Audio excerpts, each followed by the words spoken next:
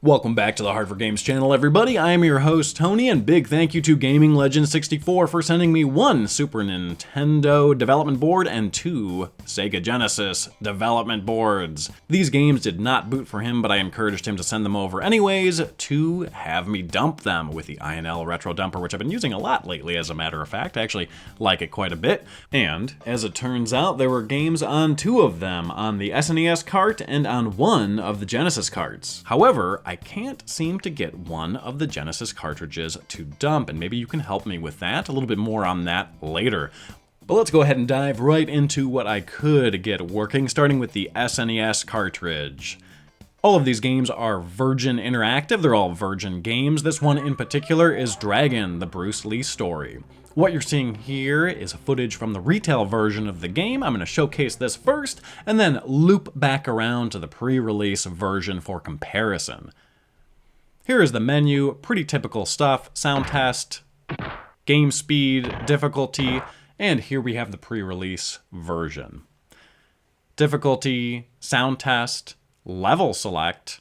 We have an option to show the memory, and we also have an option to see the Virgin Liquid logo, which I think they were very proud of because they obviously included it in this menu, although I don't believe they included it in the actual retail version of the game. I'm not 100% sure, but it does look pretty cool. It's a pretty neat effect. I will give them that. Here it splits into 2. So basically, we select our level, and then we press exit, and then it goes into a more traditional menu. So here we are, the first level, Bruce Lee, plus another 2 Bruce Lees. You can't automatically turn to face the one behind you. It is simply you facing forward, fighting yourself. No music, very simplistic. Obviously, this is a very early version of the game. This is dated 1993. The retail release came out in 1994.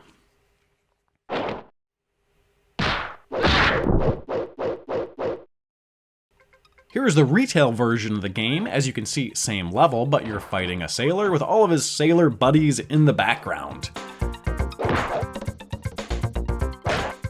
Obviously very similar in terms of the location, but all the characters that are involved are very different. Now here we have the pre-release version that has a really cool option in the pause menu. It is slow motion. It goes all the way up to 10. This is 5. And here is 10. This would actually be really cool if there were many frames of animation to see one after the other. But there aren't that many frames of animation to see, so it seems more like a slideshow than a really cool slow motion effect.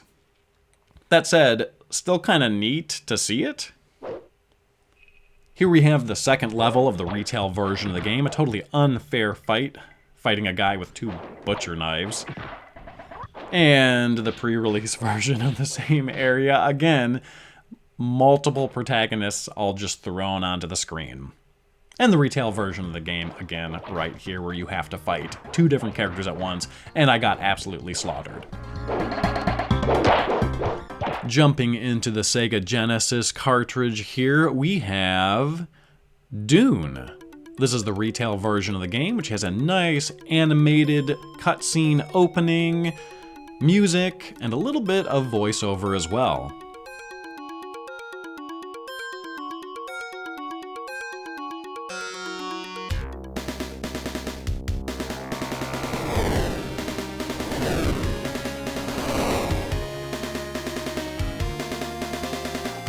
Dune, the battle for Arrakis. Here we have the pre-release version. It cuts right to this screen. No music, no voiceover, no traditional menu. When you begin the game, you get a version number on bottom. You select which house, and then there's another little number that you can toggle through above the version number. I'm not quite sure what that is. Now, I have never played this game before, so I'm not the best person to go through the differences, but all of these will be released via Forest of Illusion. You can check them out. Links in the description below. And if you are familiar with this game, I'd love to hear your thoughts on the differences. Now, as I mentioned, there was a third cartridge, another Sega Genesis cartridge, that I could not get to dump. The dumper just simply doesn't recognize anything being connected. And I'm not particularly familiar with Sega Genesis boards, so I don't know if this is missing something or if it's a different type of board or what. It has the EEPROMs on it, so you would think it would house information, but I'm just not 100% sure why it doesn't work and why it won't dump. So if you're familiar with this type of board, or if you have any advice on what I need to do or equipment that I might need in order to dump it, I would certainly appreciate you reaching out either in the comments below or on Twitter or via email or whatever is convenient for you. Aside from that, I do appreciate all of you watching. Hopefully we can get this last cartridge dumped and preserved, and I hope to see you all next time. Take care.